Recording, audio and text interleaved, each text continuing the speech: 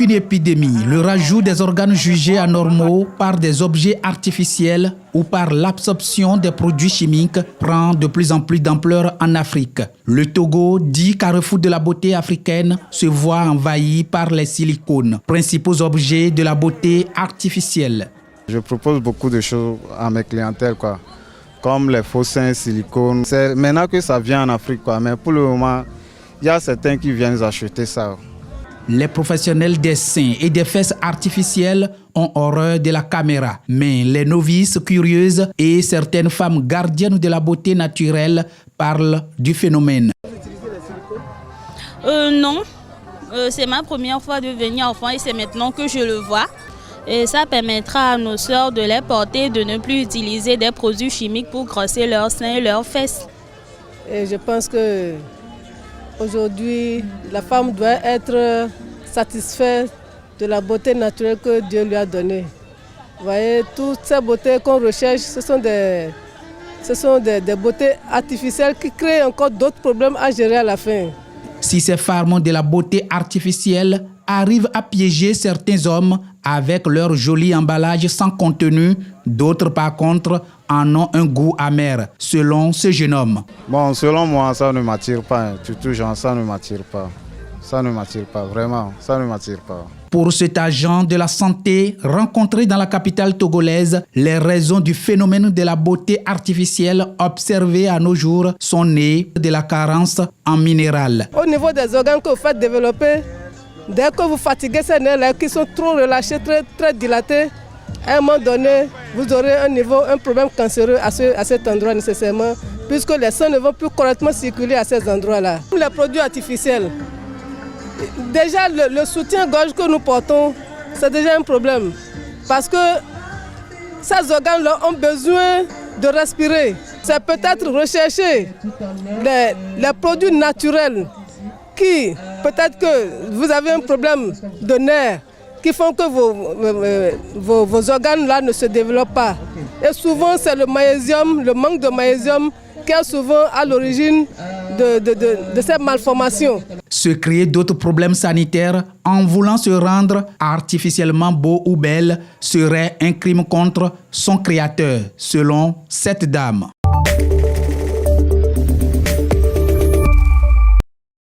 Au Cameroun, la plupart des trottoirs sont des espaces aménagés pour le lavage des véhicules de toutes marques. Dans les grandes villes, celles-ci sont installées un peu partout dans une anarchie totale. Ici, au quartier administratif de Bounanjo à Douala, on peut observer des files de voitures dont les propriétaires profitent de la pause de midi pour faire nettoyer leurs véhicules. Un travail qui se déroule grâce aux outils tels que les seaux d'eau, des serviettes, des éponges, des brosses et du savon. Le prix de lavage de voitures varie d'ailleurs entre 500 francs CFA et 1000 francs CFA. Une activité qui nourrit bien son nom. Depuis 3 ans que je travaille ici, j'ai acheté une voiture et c'est maintenant que ma location ça ne me dépasse pas. Toujours ici là. Mes enfants aussi, me nourrissent mes enfants grâce ici là. C'est grâce à ce métier que j'envoie mes enfants à l'école. Et en fait, c'est ça aussi qui me paye le loyer, qui me fait aussi nourrir un peu ma famille aussi. Un métier pas du tout facile. Il faut apprendre. Parce que ce n'est pas tout le monde qui s'adapte. Puis ça nécessite d'abord la force et aussi le moral. Reste maintenant aux laveurs de la capitale de valoriser davantage leur métier en y incluant une bonne dose de sérieux et d'honnêteté, car il n'y a plus de ce métier, surtout dans un pays comme le Cameroun où le chômage et la pauvreté frappent encore bon nombre de citoyens.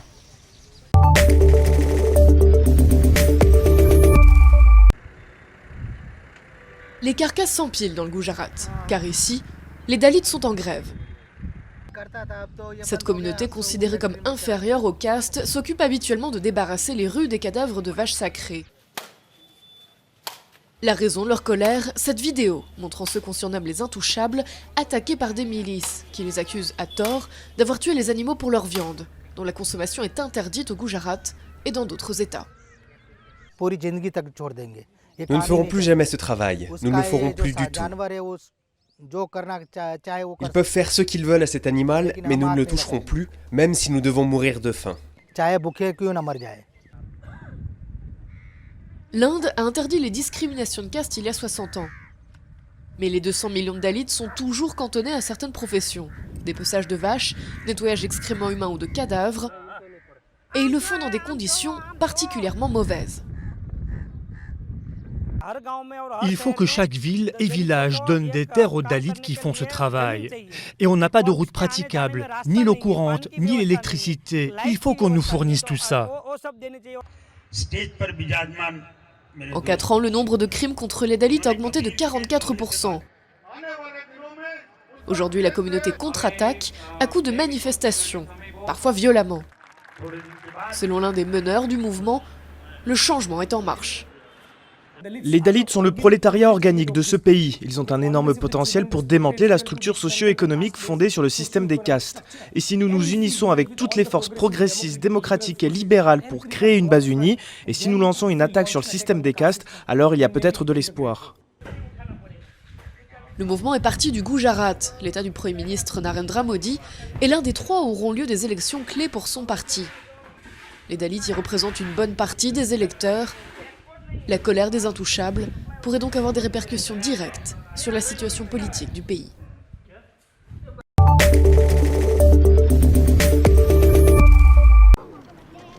Journée ensoleillée en Uruguay, une très bonne nouvelle pour ces enfants. Ils sont élèves dans la toute première école 100% durable d'Amérique latine. Le bâtiment est fait de pneus, de bouteilles en verre et en plastique. Les classes sont chauffées et éclairées grâce à des panneaux solaires. Quant aux plats de la cantine, ils sont bien sûr composés de ce qui est cultivé dans le potager de l'école. L'école est un bâtiment totalement autonome dans le sens où il n'est pas connecté aux infrastructures d'énergie. Il fonctionne de manière durable. Il marche grâce aux ressources naturelles, le sol, la pluie. L'école a été fondée par une ONG locale et érigée par un architecte américain qui passe sa vie à réaliser des constructions à partir de déchets. Ce qui lui a valu le surnom de guerrier des ordures. Les gens m'ont traité d'idiot. Un bâtiment fait de poubelles, c'est bête.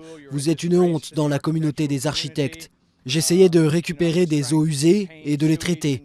Et de faire toutes ces choses que les architectes ne font pas. En plus du programme d'éducation classique, les 39 élèves de cette école ont des cours sur la protection de l'environnement. Mais ici, les professeurs aussi sont là pour apprendre.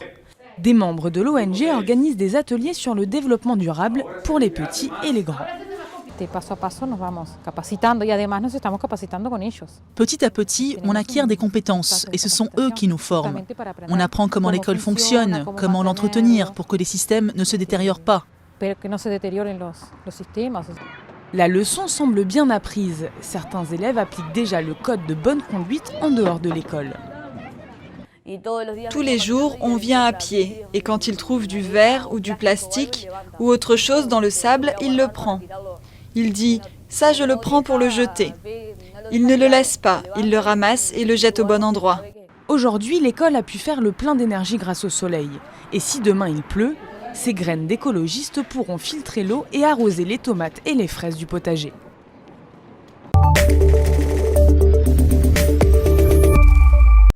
Sur cette plage publique du nord du Liban, les baigneurs profitent du soleil chaud de l'été. Avec 220 km de côte sur la Méditerranée, le Liban propose pourtant peu de plages comme celle-ci. Elles ont été en grande partie remplacées par des complexes privés au prix exorbitant. Ici, on économise au moins 90 € par jour. Quand on va dans un complexe privé, on paye 70 € juste pour entrer. Ensuite, c'est encore 70 € pour manger. Mais ici, on paye 70 € une seule fois pour manger, boire et s'amuser. Les côtes libanaises sont gravement polluées et le pays vit une crise des déchets depuis l'été dernier. Pour ces militants, l'absence de plages gratuites et propres est inacceptable. Si vous regardez le pays dans son ensemble, vous ne trouvez pas de plage publique au sens commun du terme. Ça n'existe pas vraiment ici parce que les lieux censés être des plages publiques ont des arrivées de bouches d'égout.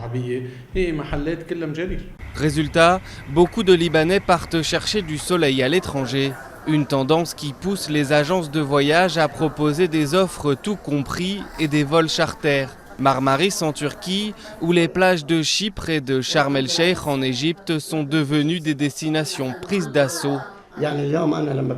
Je peux vous emmener à Marmaris 5 ou 7 jours pour seulement 400 € en fonction de l'hôtel.